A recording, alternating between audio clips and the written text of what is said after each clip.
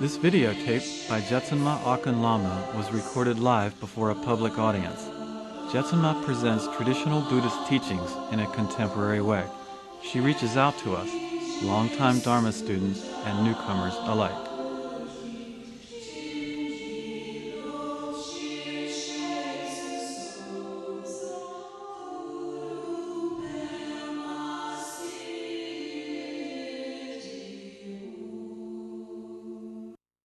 Pure view, while being one of the fundamental ideas in the Buddha Dharma, is also one of the most difficult to understand, simply because, in a way, it is so simple.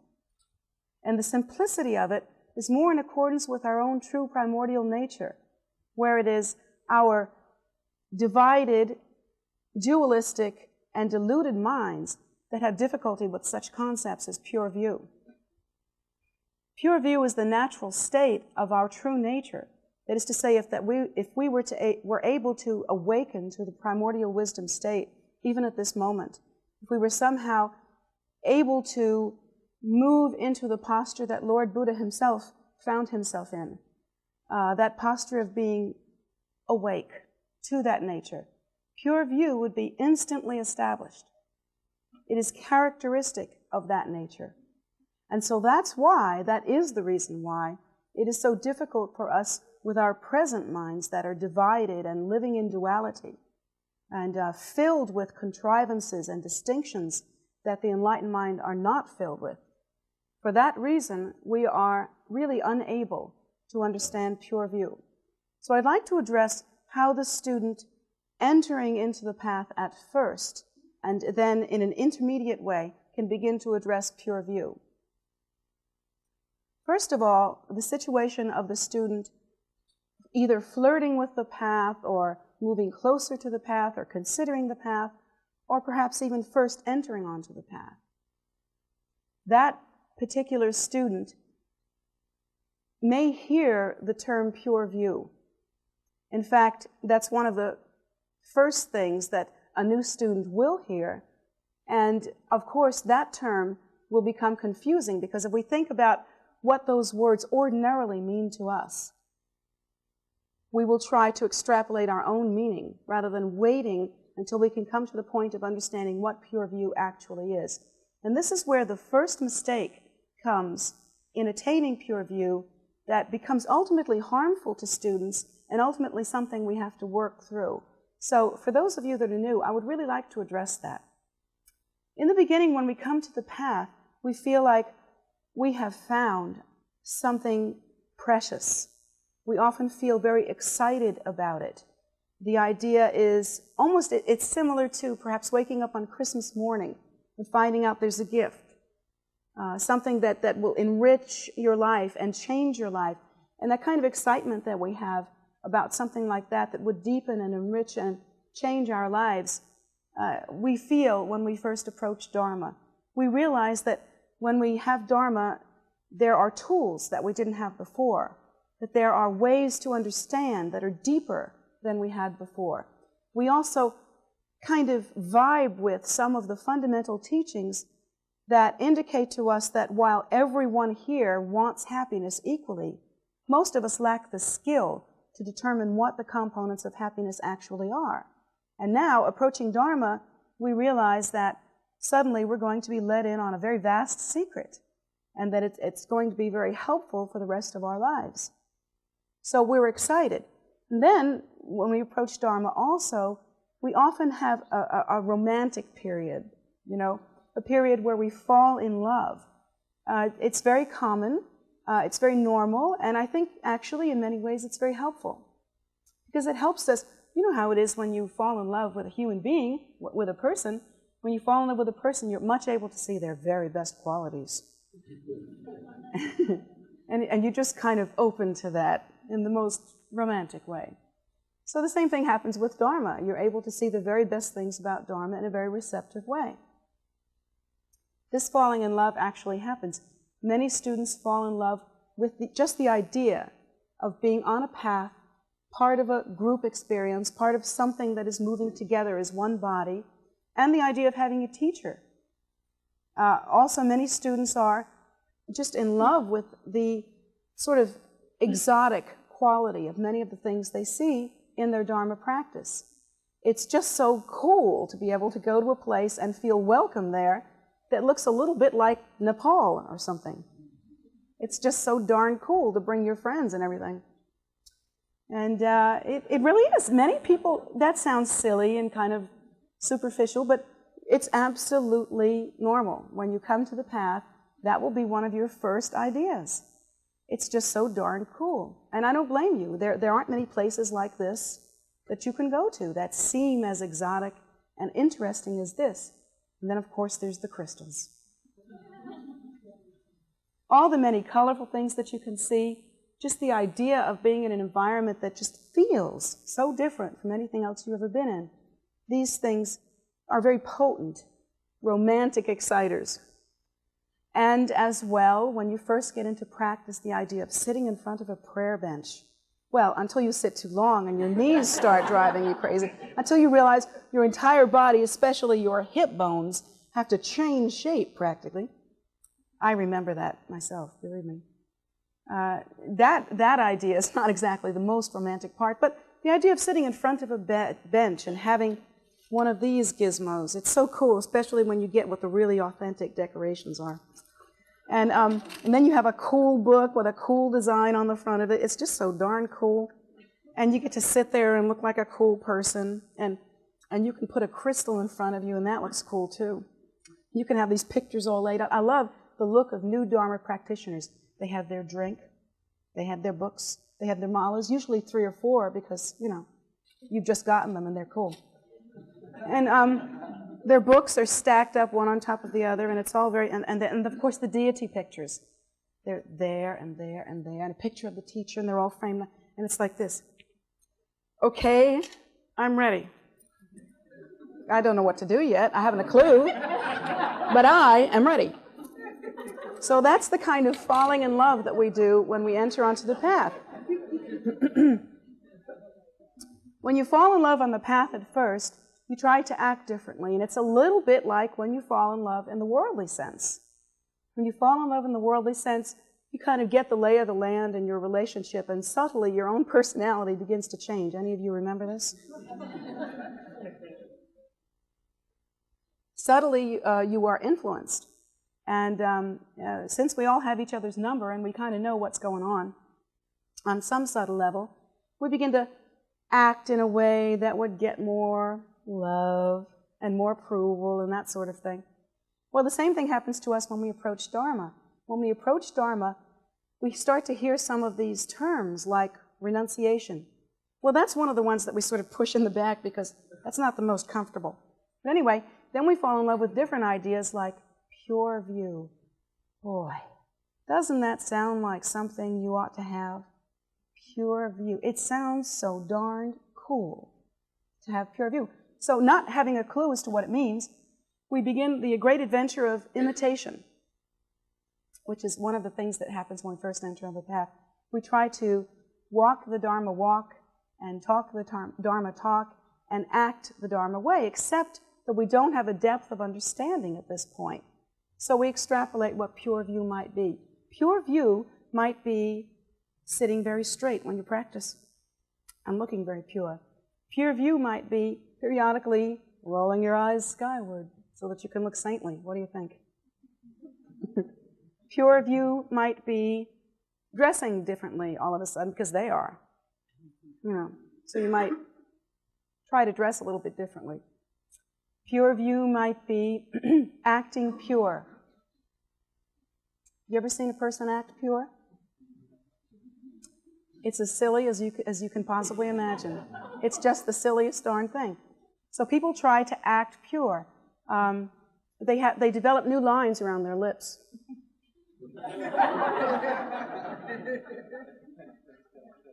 And of course they have to be very critical and judgmental about things because now they're pure. So they develop lines around here too.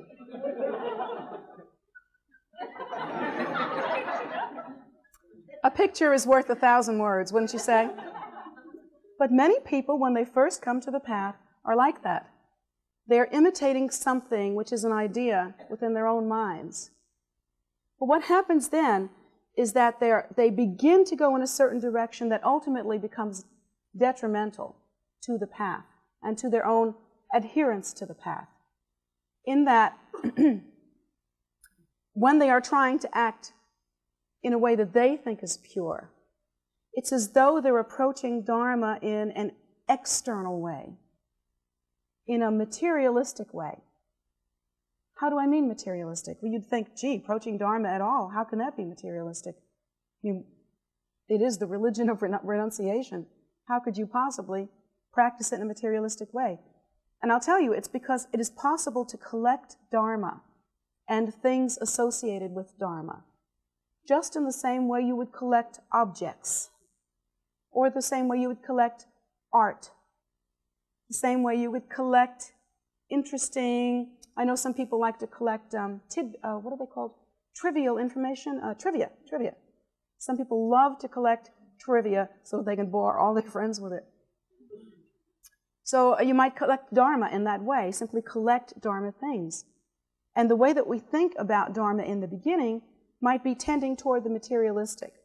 That is to say, now I have Dharma. Now I have a new way to act. Now I have a new way to think. Now I have a new way to dress. These are the baby ideas that come first. And they should not be mistaken with pure view, because pure view could not be further apart from acting purely. It could, or how you think is pure. Pure view could not be further apart. It's just 180 degrees away from that. Because when we act pure, first of all, the word act is the key operative there. It is an act. When real change comes, when pure view comes, it's literally invisible. You see? When pure change comes, when real change comes, you have nothing to show your friends. You see? Because the change is inside. It's very subtle. It's very quiet. And it grows very much like kind of a seedling coming out of the soil. At first, almost invisible. Eventually, it may be a huge bush or a huge tree that will simply take over the area in which it is planted. But in the beginning, it doesn't disturb anything. And it actually starts growing. Doesn't a seedling start growing actually beneath the ground long before it's ever seen above the ground? Well, that's how pure view should grow. If in the beginning, when you come to the path, you start acting differently in such a way that it's very noticeable and you have something external and physical to show your friends, then you might want to step back from that and check and recheck your mind. Perhaps check and recheck your motivation. Perhaps in the beginning, because you are in love, because there are so many things about the path that are exotic. Perhaps in the beginning, you might want to play with that, almost the way a child plays with a new toy. You kind of want to play with that a little bit. It becomes fun. I can understand that, but pretty soon, and I think pretty soon, you should step back from that and re-examine. Perhaps another thing that might be happening is that as it always is in the beginning of entering into Dharma, we haven't really oriented ourselves towards pure motivation. Number one, and also number two, we have not oriented ourselves towards those kinds of internal changes that actually produce happiness. Imitating a change that produces happiness is not the same as changing in such a way as to produce happiness. Because one will have the result that imitation has. It will produce a shallow or imitation result. But the other, which is the deeper way, which is to really examine one's mind and focus on honesty in a very deep inner way, and begin to change the way that one thinks, the way that one relates to cause and effect relationships, the way that one relates to materialism, those things, those things should be changed on an inward level, on a subtle level, simply by examining.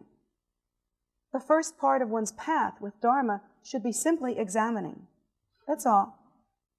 There should be nothing that you are ever required to do that does not make logical sense to you. Now, the Buddha taught this. The Buddha said that in the beginning, when you are first approaching the path, you should question. Once you have understood the meaning of the path and you have seen the result of the path, then at that point, questioning becomes simply a mental game. It becomes a disturbance, and sometimes becomes almost an addiction. We like to question it. It makes us feel smart. So once you've attained that level, you don't want to question anymore. The thing to do is do your questioning in the beginning. That's fair. And that's the very sanest, very, very, very best first step that you should engage in. If you don't go through that process, but instead start acting like everybody else meaning those people who have been practitioners for a much longer time, at some point, you're going to have to come back and correct.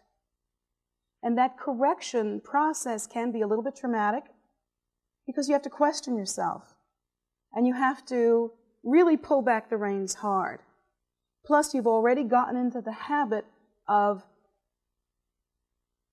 thinking of Dharma in a materialistic way. And that's a hard habit to break. It's hard to go from that to a more profound level of purity. When you first enter into Dharma, the thing you want to protect the most is your innocence. Now, how do I mean that? Most people come to Dharma kind of trying to get innocent. We feel that we're kind of weary of the world. We feel like many people, when they come to Dharma, they realize that the cause and effect relationships that constitute their lives aren't really working for them. They realize that oftentimes they feel like they're caught. They don't have the answers. They keep going through the same obsessive, compulsive behavior again and again and again, and it's not producing happiness. They realize that many of the things in their lives are simply dead-end streets. I mean, they're just not producing what we had thought they would. And so they're looking for something deeper, something richer, something purer. So they're coming to the path to find innocence, interestingly. And that's why it's a shame when new students will actually make the mistake of abandoning their own natural innocence in order to act like someone else. That would be a mistake. What is your natural innocence? What is it that you have when you first come to the path? When you first come to the path, hopefully, this is the way that would be the best way to come to the path with the best result, would be almost as a child, you see, as a seeker, as an innocent, someone whose mind is open. Well, there's an analogy, actually, that's used in traditional Buddhism, and that is the analogy of the mind being like a bowl. The best way to come to the path is with your mind as a bowl that is upright. That means the opening is on top. The mind is like a bowl. The bowl itself should be clean and pure, and there should be nothing dirty in the bowl. The bowl should not be cracked, and the bowl should not be turned over. And that's a symbolic picture of the way your mind should be when you come to the path, simply like a bowl. And I remember that when I first taught some of my older students, I actually used to ask them during Dharma teaching, would you keep your hands like this? Reminding yourself, almost practicing the mudra of a bowl. Reminding yourself that your mind should be like that. Now, if you were to come to the path with a lot of judgment and preconceived ideas, there are some people that come to the path and they actually don't listen to any of the teaching at all. They don't absorb what's going around them. It's like their intake buttons are broken. They simply don't absorb. They simply extrapolate their own religion. They come in here and just get religious in their own way. And they just think that's fine. That would be like a bowl that is turned over. You pour the milk into the bowl and it simply runs down the sides. There's no way for it to enter into the bowl and remain there. It can't be drunk, it can't be used, it's gone. you see? And there are many students that come to the path.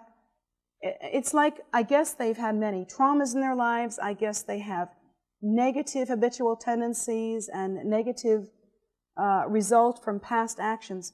But they come to the path filled with anger, hatred, judgment, a hard edge, just a hard edge. They come into the room and you can feel it. It's kind of like, well, I'll just see. It's kind of like that. And they take what the teacher says, which is given in all honesty, hopefully, with the idea to really be of benefit, to make happiness in the world. And instead of just like listening to that and saying, well, let's see now, does that make sense to me? That would be the right way to determine. Does that make sense to me? Does it seem reasonable? Does the person who's teaching seem like the source might be all right? What is the result of that person's life? Can I trust this? Those are the thoughts that you can have that would be useful to you. Is it reasonable? Is it logical? Does it seem like it could be true?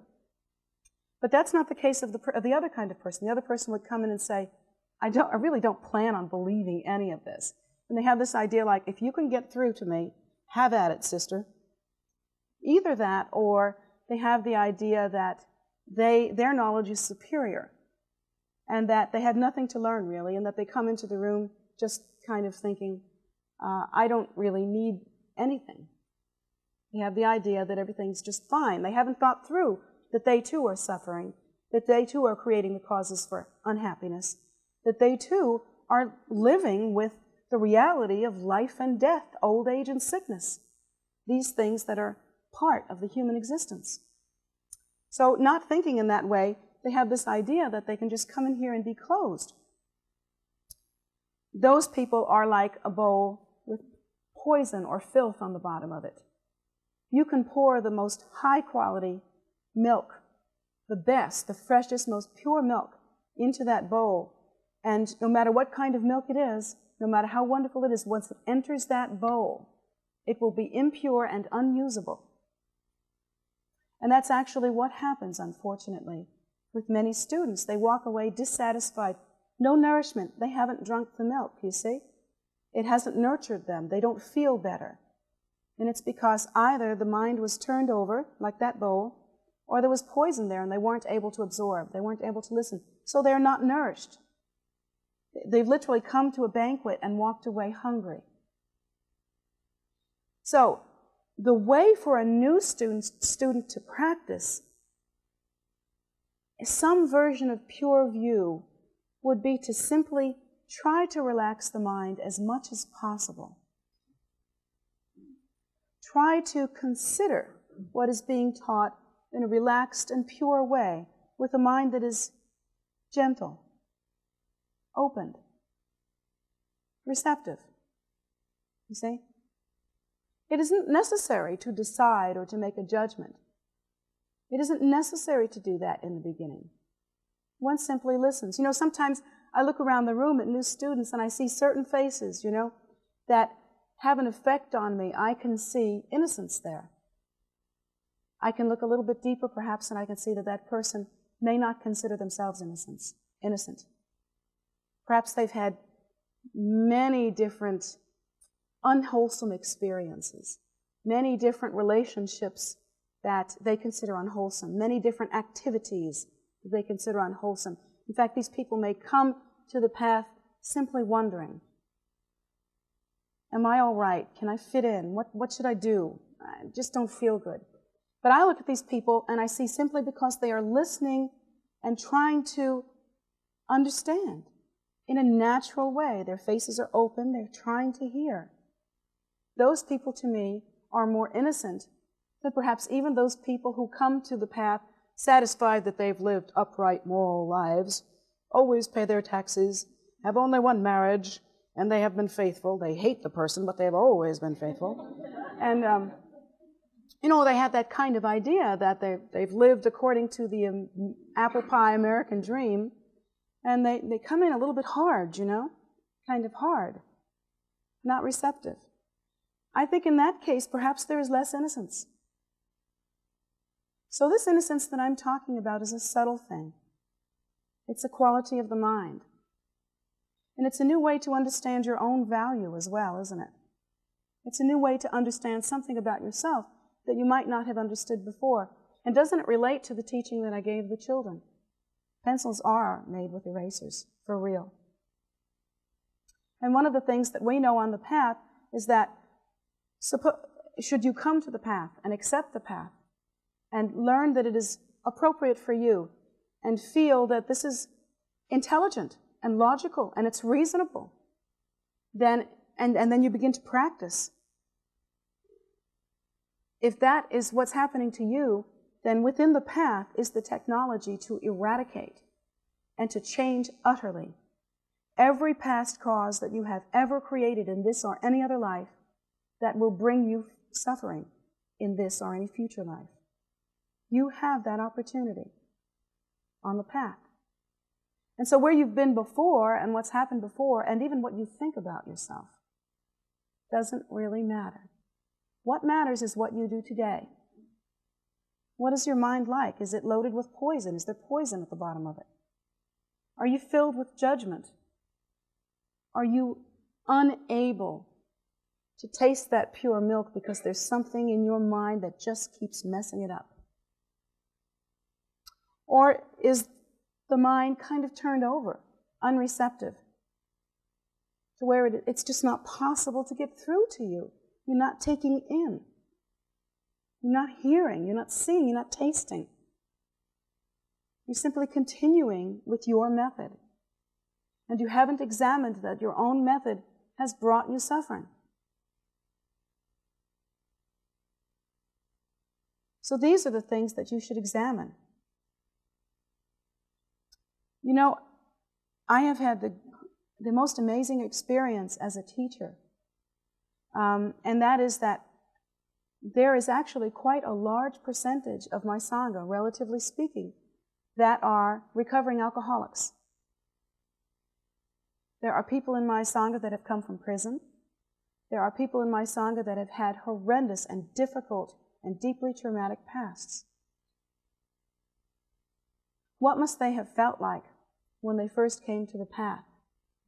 Everything that I've described, don't you think? They must have come here wondering if there could ever be a place that they could belong in. And don't you think people that have the habit of living non-virtuous lives, when they first come to the path, they often try to run some of their numbers. You know what I mean by that, don't you? Play some of the kind of neurotic mental games that we play in order to perpetuate ourselves in the way that we understand ourselves, because change frightens us. But somehow they've all gotten through this. And whether they hit that point of innocence in the beginning or whether later on they came to that point of innocence again, at some point they decided that they are forgiven, that there is no such thing as forgiveness, really.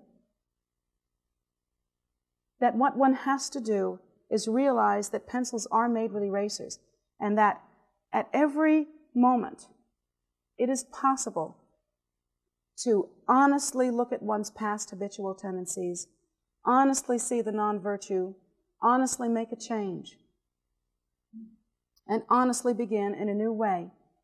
And it is also possible to make restitution. Restitution is extremely important, because once one is able to view a pure and virtuous life and really see it in a way that makes the light go on, you see, once that actually happens, then at that point we begin to look at our previous lives and we get a funny feeling. And sometimes we wonder, gee, should we even be thinking like this? Because that feeling is a bit uncomfortable. We look at the activity that we have now that seems very virtuous and is very virtuous, and then we look at what we did before, and by comparison, it feels kind of gross. It becomes gross. It becomes kind of icky. You know, you have that feeling of ickiness. When that begins to happen, we feel uncomfortable enough to doubt what we're doing now, the virtuous stuff. And sometimes we back off from it. But in fact, those students who have come and have come to that point of innocence and have really considered all that they have done, have been listening to Dharma teachings for some time, have come to understand that all that took place before was simply a mind that was ignorant, uneducated, ignorant about cause and effect relationships. That mind was wandering really helplessly in samsara, confused about what are the causes of happiness. What are the causes that bring about a good result? That's what has happened to you before that time. It should be viewed more in the sense of mistake than it should be viewed in the sense of labeling you as a bad person. Until the mind understands, until we understand something about cause and effect relationships, such as, and here are some typical ones, the idea that being kind toward others, that is to say, caring for others, making them feel welcome, going out of one's way to promote and create happiness in others in a selfless way, that this actually brings about extreme happiness, that is the cause for happiness. And if you had practiced like that in this lifetime, you would never be lonely. You see? If all of your activity had been like that in the past, in this lifetime, you would never, ever feel alienated or lonely. Not for a moment. You would never feel unloved. You would never wonder if the others around you love you enough. You would never feel needy or graspy in an emotional way. You would never try to manipulate other people or become obsessed with other people or do any of those things, because you'd be tanked up, satisfied. But we haven't created the causes for that. In the past, our motivation for benefiting others, for being with others has always been mixed. We have been selfish. We have been demanding. We have abandoned others, not only in this lifetime, but in other lifetimes as well, simply because we did not know about virtuous activity. We did not know what is good and what is pure. We did not know what is appropriate to bring about good result. And so not knowing that, there's pretty much a 50-50 chance as to what you're going to do. If everything is based on chance, who knows what you'll do? But you see, once you know, the proper thing to do at that point is to gain some self-honesty, to really examine the mind, what it does, how it works, how much of what you do is really self-absorption, how much of what you do is actually selfishness, how much of what you do is judgmental, how much of what you do is really not kind, heavy-handed, manipulative, for your sake. And then once you've gained some insight into that through self-honesty, and it's not comfortable to examine oneself from time to time. So once one has gained self-honesty, then a decision is made. I see that, what I have done, I see the way that I've acted in the past, I see that this activity brings no good result. I'm beginning to understand the connection between cause and effect relationships and how interdependent they are. And so my idea is that now that I know, I wish to be completely honest about my activity in the past. I wish to look at myself in the mirror very squarely, examine my own root poisons, that of jealousy, pride, selfishness, hatred, that sort of thing. These root poisons I want to examine, and I want to begin to systematically eradicate them. And so the way to do that, most especially in the beginning, is not to act any differently at all at first. And here's why. Because if you have the idea that in the past you haven't been kind, and now you're lonely, you're correct. But supposing what you do about that is to simply act kind all the time, which means act the way you think kindness ought to look. Well, there are as many ideas about what kindness ought to be as there are people sitting in this room. And I have watched people many, many times do that act in the beginning. They learn a few things about what might be the right way to go, and they begin to act like that. Well, what happens is it precludes or prevents subtle change, internal change. Because you're too busy acting on the external. You can see how that might be, can't you? It's a different kind of process. Plus the idea that they may not be correct about what is kind. Then there's the other thing called the rubber band phenomena. Do you know about the rubber band phenomena? Well, if you take a rubber band, could be the best in the business, could be the kind of rubber bands that the U.S. military buys, the ones that cost $3,000 and $4,000 a piece. You know, those are state-of-the-art techno rubber bands. And that being the case, even if you had one of those, if you were to take this rubber band and start stretching it, and just stretch it radically, boom, boom, boom, boom, boom, all the way out, eventually that rubber band is either going to break or it's going to work itself loose and snap back to its original shape. And so if you begin to try to change on an external or gross level without examining the teaching and letting your mind create a new habitat is what I mean to say, internally, in a gentle way, your mind is going to do the same thing that rubber band does. It has a natural shape. Yes, you can change, you can make it perform. You know that you and other people have made yourself jump through hoops before, and it will probably happen again. So you can do that. You can make your mind change. But the result won't be as good, because it will be temporary, because it's happening in a gross and inappropriate way. So practicing Dharma in the way that I'm describing, which is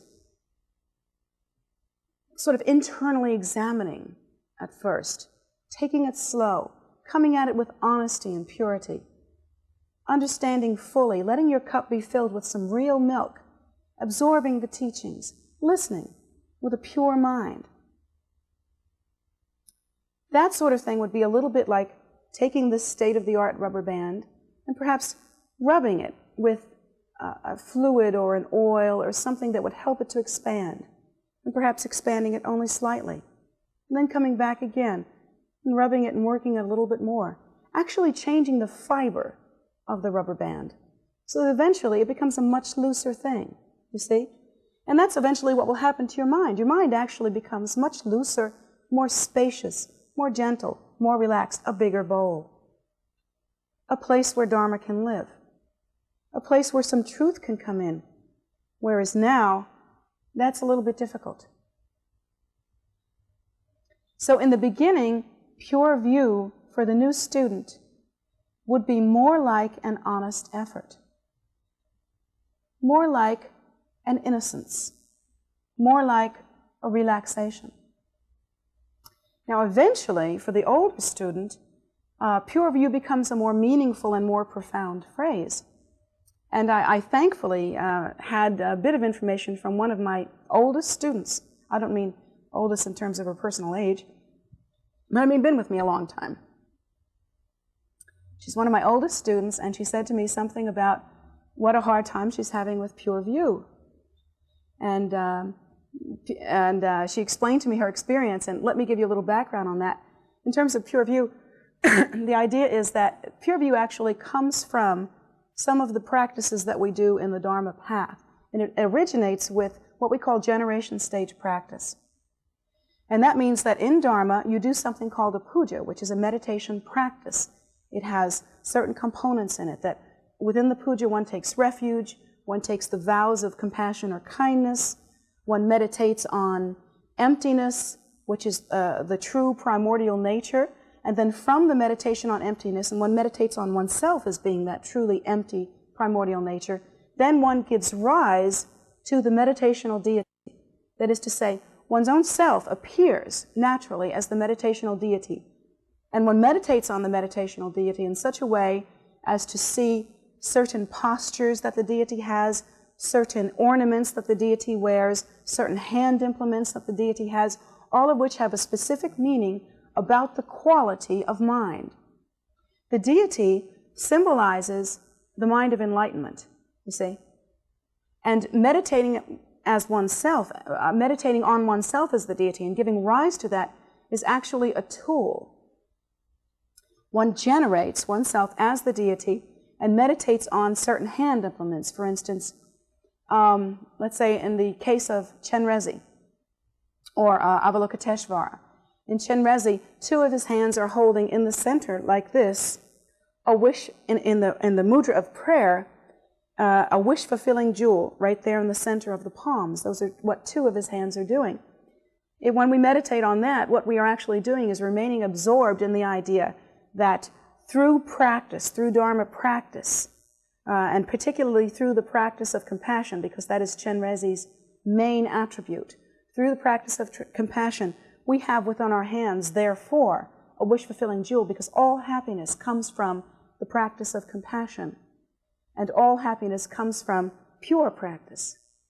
So when we generate ourselves as the deity, we are meditating on this particular angle, this particular idea. And so at any rate, within the context of this practice, there is the self-generation of oneself as the deity.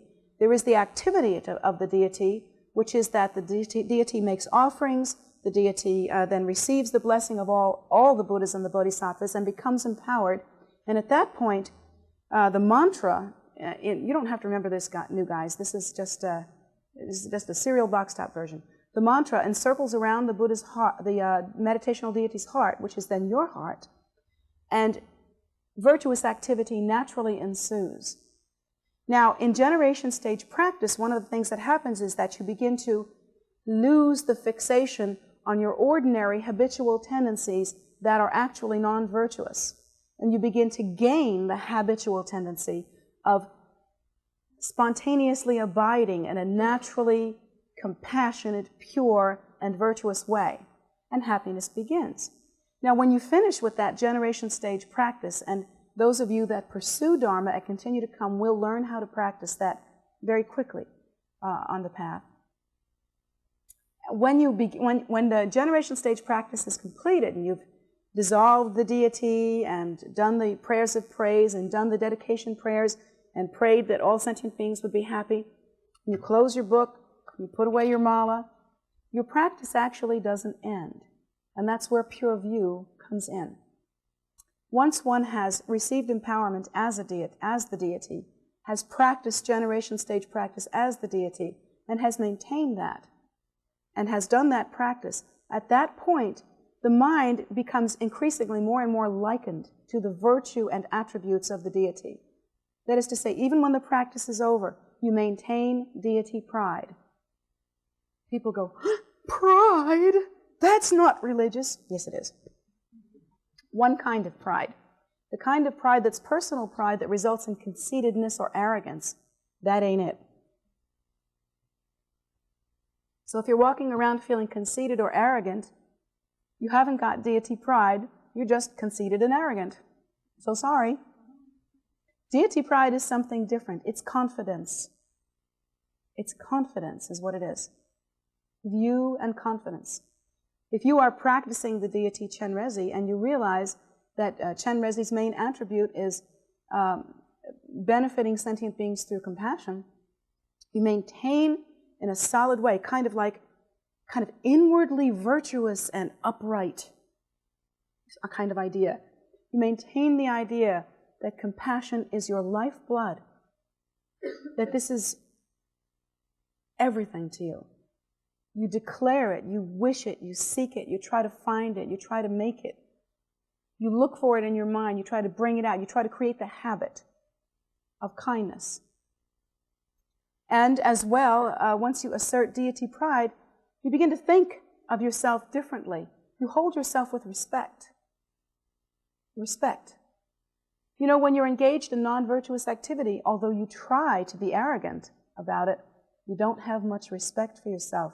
And inside, sometimes way inside, sometimes inaudibly inside, there is a person crying because that person is not happy with non-virtuous behavior.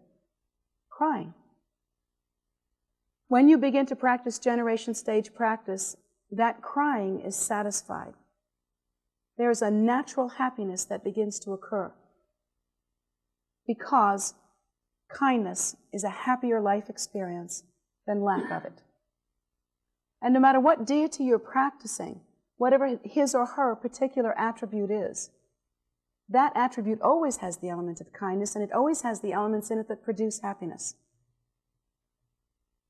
And so the deity pride is pure intention, conviction, courage.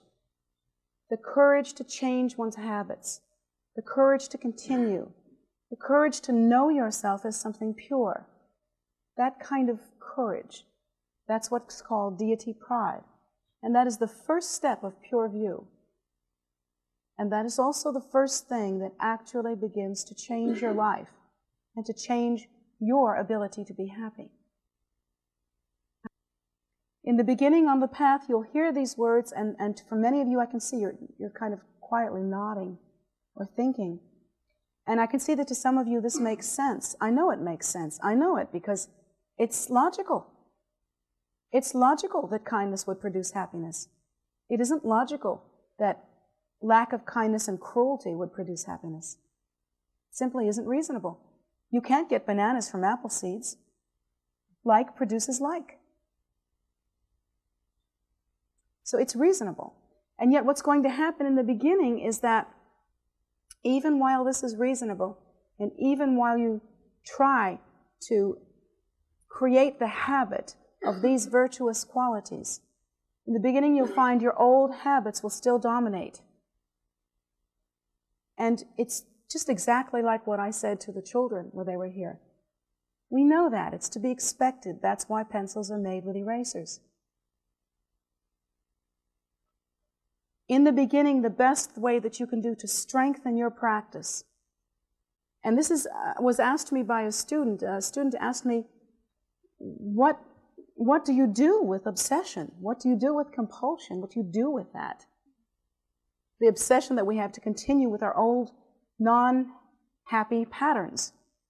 The compulsion to have something. You know, there were some people that feel like they've got to have a certain kind of relationship, and if they don't have that certain kind of relationship, they will simply go out and get another one.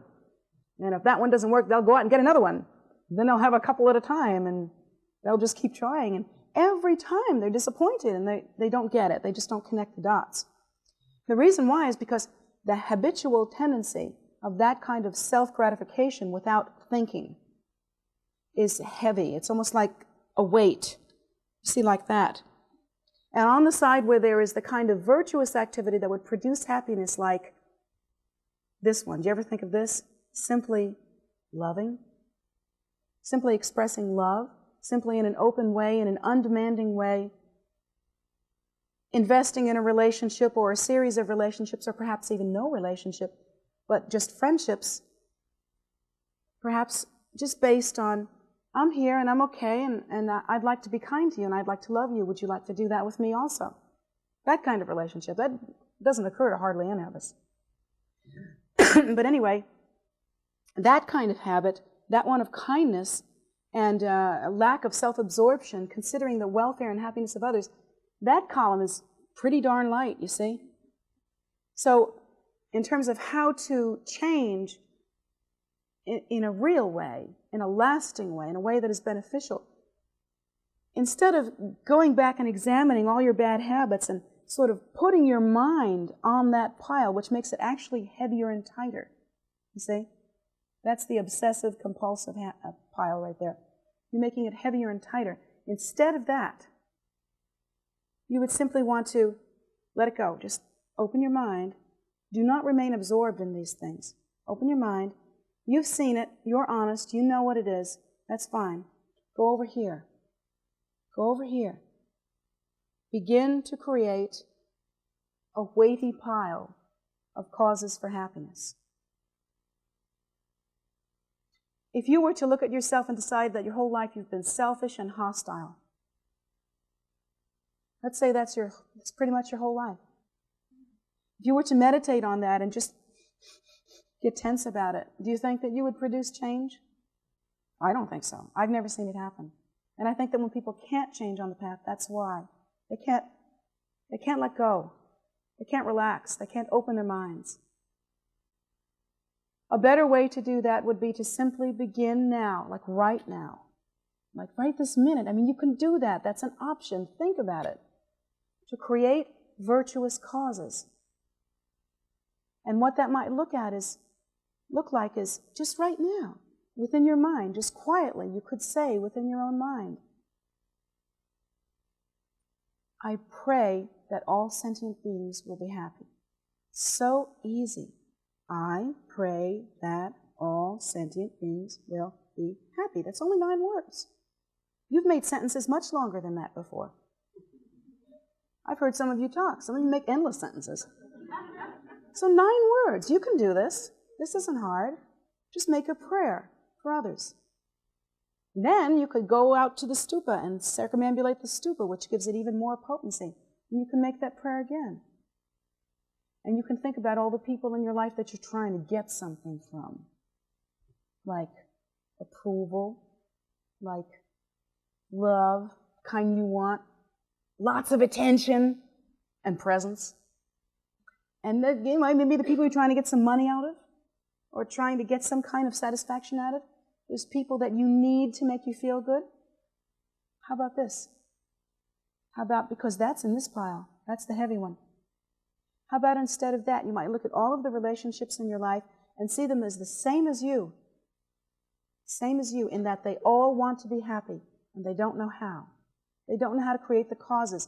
And you might begin to pray for them. You might begin to say, more than my wishing you would pay lots of attention to me, I wish that you would be well. I wish for your happiness. I pray for your happiness. I pray for that.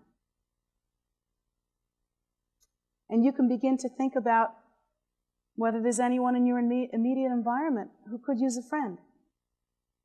And you could begin to think about how in this whole world, this whole earth plane as we know it, there is an overabundance, unbelievable abundance, a cloud that hangs over us of simply non-virtuous, selfish activity. Every day people go to work and do selfish things for selfish purposes. Governments, whole governments, consist of people who do selfish things for selfish purposes.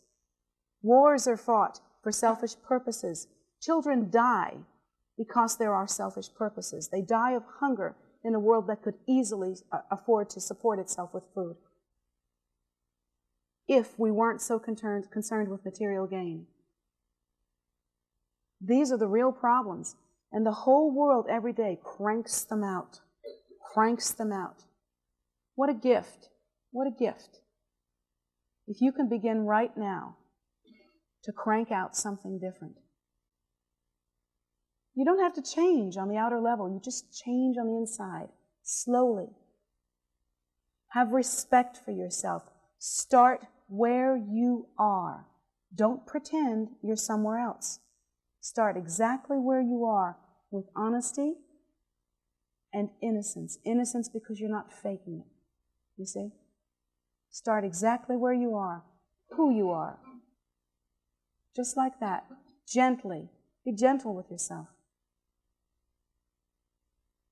Later on, as some of those subtle internal changes begin to happen, the older students become more requiring of themselves. They begin to look deeper. They begin to really invest in Dharma. They begin to really look at the big game plan, which is that they want to be happy, and they want all sentient beings to be happy as well. They've studied samsara, or cyclic existence, the cycle of death and rebirth, and they see all you have to do is pick up the newspaper. Pick up today's paper. It's filled with misery. The older students, perhaps they look at that enough times with the training that they've had, and they say, enough is enough. There is enough suffering. Too many people are dying too young. Too many people are hungry. Too many people are lonely. Too many people are without help. Too many people are wandering with no answers and no support. How is that possible? And so they begin to understand that that is the case, and now they understand that it's time for them to really get themselves in order and be a force for benefit in the world. That's what happens to the older students. And then when that begins to happen, they naturally change. Their lives naturally change. And they change because they want them to. They change because it occurs naturally. with enthusiasm and love and willingness that they simply didn't have before in the beginning. In the beginning, all that one can do and what one should do, what is appropriate, is to simply leave the mind open like a bowl, begin to understand, begin to put two and two together and begin to understand cause and effect relationships, and then begin to have an idea that may be the first pure idea. I wish to bring compassion to the world. I wish to begin now. And I know I have one student that expressed this, and I was grateful because it's the thought of many new students. In the beginning, you feel like, I have no virtue. You know, I've lived a very sad life. I've done things that are bad. I'm sorry for them, but I've done them, and that's just the way it is. And I've always been selfish, and I've always been hateful, and I simply don't know how to change, and I simply don't think I can do this. To that person, I want to say, thank you. Thank you for being honest. You are much more pure than the person who looks in the mirror and says, well, I'm a good person. I've never done anything wrong. I've never hurt anybody. Everything's fine. I don't need to listen to any of this, and I certainly don't need to change, most of all. That person is going to have a difficult time. That's the bowl turned over. The person who doesn't know if they can change, who's honest with themselves and doesn't know.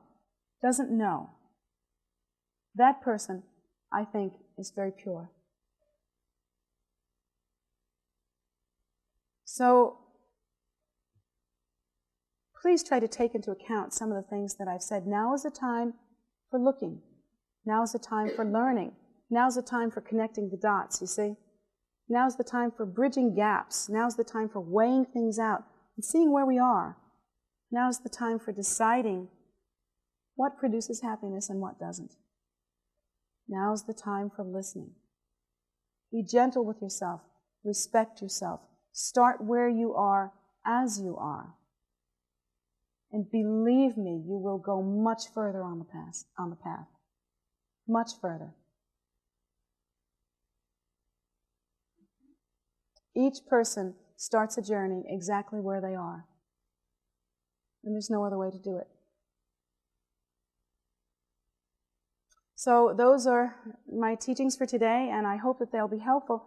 I try to, on Sunday mornings, I try to give the kinds of teachings that, should you even not care about remaining on the path or don't like the B word at this point, that's the B word is the Buddhist word. If you're not comfortable with that, still these teachings, that doesn't exempt you. These are very logical, reasonable teachings that will benefit anyone in their ordinary life, no matter what religion you are or what religion you're not. Kindness should be part of you. The consideration of yourself as something pure, the wishing to be happiness, the wanting to create causes for happiness.